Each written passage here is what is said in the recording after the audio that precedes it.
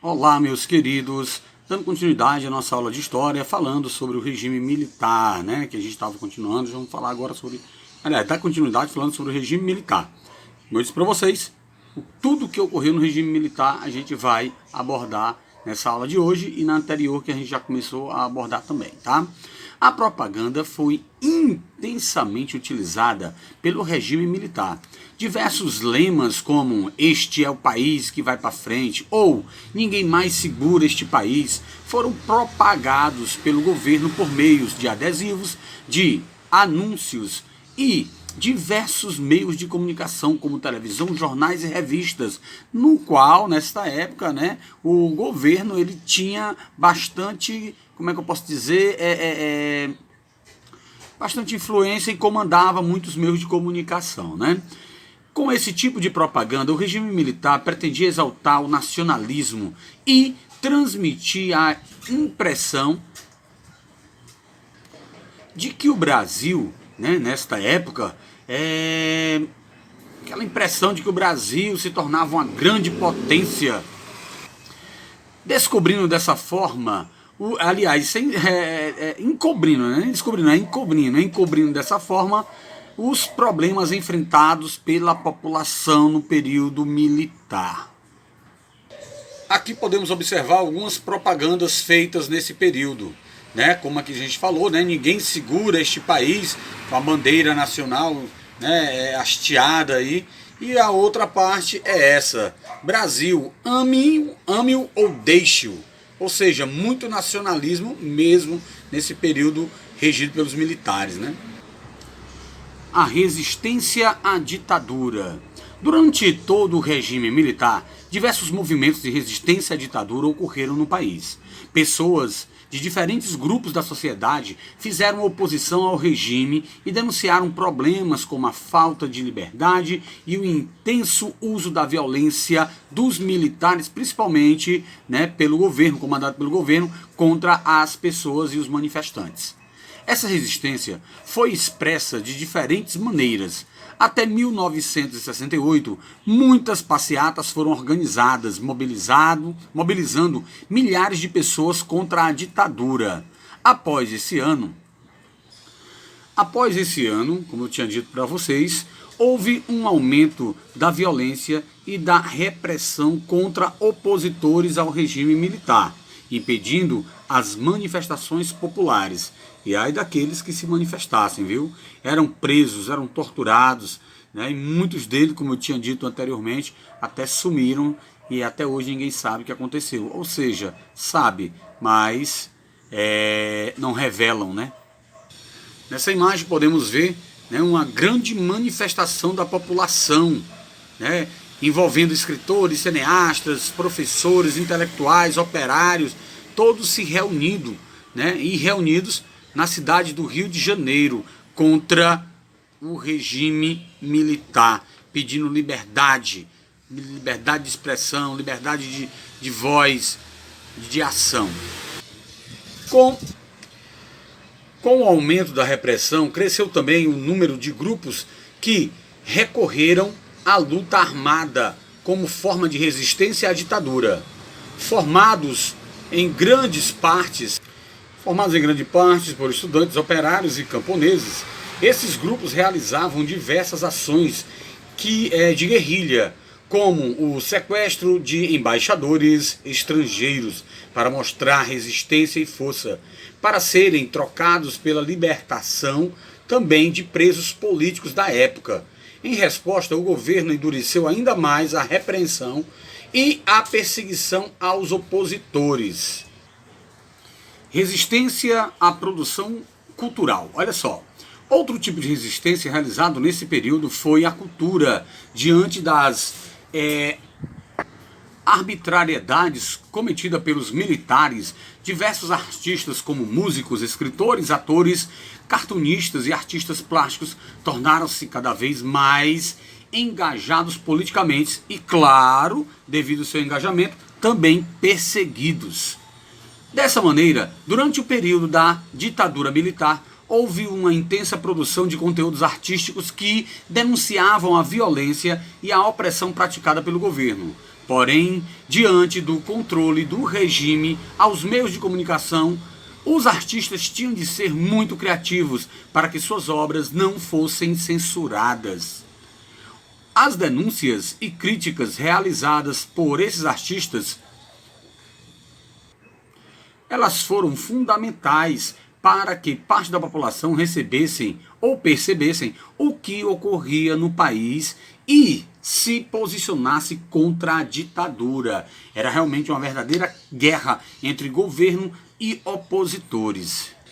Aqui estamos vendo uma foto, né, de alguns opositores da época nas calçadas, fazendo oposições, né, com cartazes, falando, criticando toda a arbitrariedade que era cometida pelo governo militar na época, com a censura de tudo que eles postavam. Para vocês terem ideia, tudo era censurado, músicas, peças de teatro e tudo. Eu até expliquei isso nas aulas anteriores para vocês. Resistência e música diante ou durante, né, toda a ditadura. E realmente foi uma coisa muito sofrida, massacrada, né, a música e o teatro nessa época também. Jornais, rádios e etc. Muitos músicos brasileiros também fizeram oposição ao regime militar. Chico Buarque, Geraldo, Vandré, por exemplo, usaram suas canções para denunciar o que estava ocorrendo no país, já que eles não poderiam falar publicamente tudo que achavam, tudo que sentiam. Os festivais de músicas promovidos pelas emissoras de televisão durante a década de 1960 ajudaram a difundir algumas dessas canções. Porém, vários músicos foram censurados e perseguidos durante a ditadura, e alguns deles foram inclusive presos, e outros expulsos do Brasil. Um dos músicos que mais tiveram problemas com a censura foi Chico Buarque, que compôs diversas músicas que criticavam o regime militar. Vamos ler aqui abaixo, né, a seguir, o trecho de uma canção desse artista chamada Apesar de Você. Bom, eu vou recitar a música, né, já que eu não sei a tonalidade dela, o tipo de tom, eu vou recitar a música, mas olha bem a letra, tá? Hoje você é quem manda. Falou, tá falado, não tem discussão. A minha gente hoje anda falando de lado, olhando pro chão. Isso é apenas um pequeno trecho para você ver como é que eram as pessoas diante dos militares, né? Ele bem fala, hoje você é que manda. Falou, tá falado, é o que ele mandar e sempre quem tem razão são eles. Não tem nem discussão, como ele diz na música. A minha gente, né, hoje anda falando de lado, com medo, né? Isso não fala mais de frente, fala de lado, olhando para o chão, tipo, sim senhor, tá obedecido, tá falado. Tropicalismo, né? O que foi o tropicalismo? Um dos movimentos musicais de maior destaque nesse período foi o tropicalismo. Entre outras questões, os membros desse movimento, como Caetano Veloso e Gilberto Gil, reivindicavam maiores liberdades de expressão para os artistas e para toda a população, através desse movimento, através das canções. Transição para a democracia. No final da década de 1970, teve início uma crise econômica no Brasil. As altas taxas de inflação, o aumento do desemprego e os baixos salários contribuíram para que a imagem do governo militar ficasse desgastada. Além disso, a população estava descontente com a repressão do regime, que foi responsável por toda aquela tortura e todo o desaparecimento de muitas pessoas que se manifestavam contra o governo. Assim, recomeçaram as mobilizações populares contra a ditadura e em defesa da democracia. Ao perceber a força dessas manifestações diante de um governo já desgastado pela crise econômica e social, os militares iniciaram o processo de abertura política. Foram malas, né? Inteligentes. Vamos entender melhor isso aqui. Entre 1978 a 1979, o processo de abertura política é consolidado. Ao longo desses anos, anula-se o AI-5, suspende-se a censura e assim como é decretada a anistia aos presos políticos. O que é a lei da anistia? Lembra que eu falei anteriormente que muitos foram expulsos do país? Isso mesmo, vamos tentar ver como foi esse processo de anistia.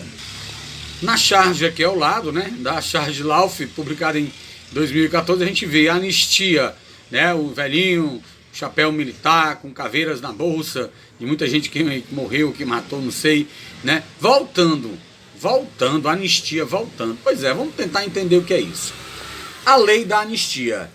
A lei da anistia, aprovada em 1979, concedeu a absolvição, né, dos presos e exilados da ditadura militar, possibilitando o retorno de muitos brasileiros aos seus lares. Entretanto, ela gerou discussão, pois nem todos os punidos foram anistiados. Por outro lado, a lei anistiou muitas pessoas que praticaram, crimes de tortura e de assassinato nesse período.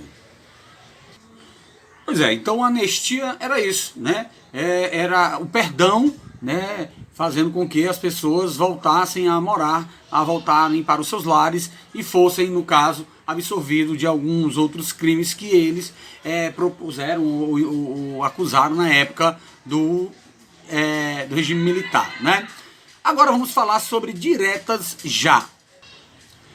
Com o fim da censura aos meios de comunicação, a população passou a ter acesso às notícias sobre aspectos negativos da ditadura militar. Olha só, aquilo que eles tentavam propagandizar de um Brasil progressor, de um Brasil produtivo, tudo estava vindo por água abaixo, né? Continuando, vamos lá.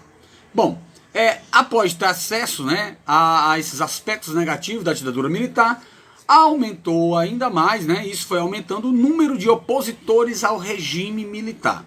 Além disso, com a permissão da criação de novos partidos políticos, em 1979, muitos políticos contrários ao governo organizaram uma campanha por eleições diretas para a presidência da República. O que é eleições diretas e indiretas, né?